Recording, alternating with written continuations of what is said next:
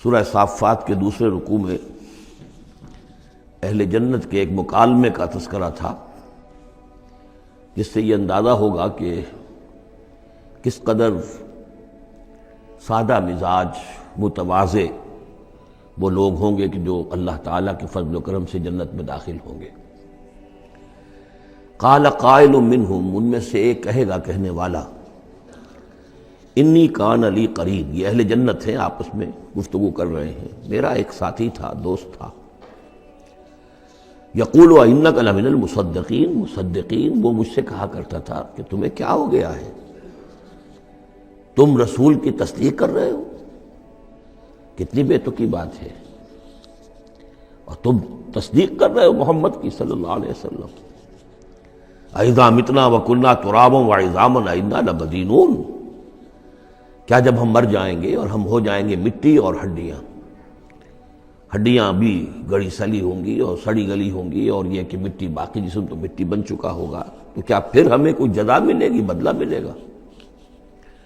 قال هل انتم مطلعون،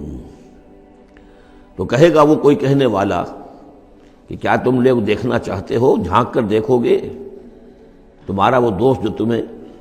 گمراہ کرنے کی کوشش کرتا تھا وہ کہاں ہے، کس حال میں ہے، دیکھنا چاہو گے؟ یعنی اہل جنت کے لیے یہ اہتمام بھی کیا جائے گا۔ فاطلع، تو وہ جھانک کر دیکھے گا، فرآہ فی سواء الجحیم، تو دیکھے گا اس کو جہنم کے، دوزخ کے گویا کہ بیچوں بیچ اس کی تہہ میں۔ قال، وہ کہے گا، تاللہ ان کدت لتردین، خدا کی قسم تم تو قریب تھے کہ مجھے بھی برباد کرتے، مجھے بھی گراتے یہاں، یعنی یہ تو اللہ کا بڑا فضل ہوا کہ میں نے تمہاری باتوں پر زیادہ دھیان نہیں دیا، اور جو بات میرے دل کو لگ گئی تھی، جو بات مجھے بھلی لگی تھی، جس کی گواہی میری قلب کی گہرائیوں سے برآمد ہوئی، میرے دل نے جس کو حق جانا میں نے اسے قبول کیا، ورنہ یہ کہ تم تو تلے ہوئے تھے کہ جس طرح تم تباہ ہوئے ہو اسی طرح مجھے بھی اس جہنم کے گڑھے میں اپنے ساتھ لے کر گرتے۔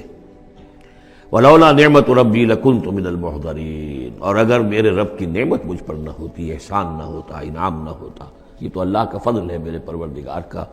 تو میں بھی ہو جاتا انہی لوگوں میں سے جو یہاں پکڑے ہوئے آئے ہیں گرفتار ہو کر اور اس جہنم کے حوالے کر دیے گئے۔ افما نحن بمیتین، اب یہ آپس میں گفتگو کر رہے ہیں جنت والے، تو کیا اب ہمیں مرنا تو نہیں ہے، کیا اب ہمیں نہیں مرنا ہے، یعنی اب جنت میں آ کر تو ہم یہاں مستقل رہیں گے نا؟ وہ میں کہہ رہا تھا آپ سے کہ کس قدر سادہ مزاج کے لوگ ہوں گے، اور ان کے اندر کوئی تعلی نہیں ہوگی کہ ہم نے تو بڑی محنت سے جنت کمائی ہے، اب تو یہاں ٹھسے سے ہم رہیں گے اور ہمیشہ ہمیش رہیں گے۔ ان کے دلوں کی کیفیت اب بھی یہ ہے، افما نحن بمیتین الا موتتنا الاولی وما نحن بمعذبین، تو کیا اب ہمیں کوئی موت نہیں آئے گی سوائے اس موت کے کہ جو آ چکی ہے، وما نحن بمعذبین، اور اب تو ہم مطمئن ہو جائیں کہ کسی عذاب وغیرہ کا کھٹکا نہیں ہے، کہیں اور کوئی پکڑ، کوئی اور حساب کتاب، کوئی اور چھلنی تو ابھی نہیں لگنی ہے، وما نحن بمعذبین، اور ہمیں تو کوئی عذاب نہیں دیا جائے گا۔ ان ھذا لہو الفوز العظیم، یقیناً یہ تو پھر بہت بڑی کامیابی ہے۔ لمثل ھذا فلیعمل العاملون، بس عمل کرنے والوں کو ایسی چیز کے لیے عمل کرنا چاہیے، اس انجام تک پہنچنے کی کوشش کرنی چاہیے۔ یہ ہے وہ انجام کہ جو اہل جنت کا ہوگا، اور اس انجام کو اپنے سامنے رکھ کر ہر محنت کرنے والا، عامل تو سب ہیں، بھاگ دوڑ تو سب کر رہے ہیں، دنیا پیش نظر ہے، دنیا بھی بغیر بھاگ دوڑ کے تو نہیں ملتی، محنت ہوتی ہے، دن رات کی ہوتی ہے، خون پسینہ ایک کر کے دنیا ملتی ہے، لیکن یہ ہے کہ اصل میں یہ خون پسینہ جو ہے انسان کا وہ اتنا قیمتی ہے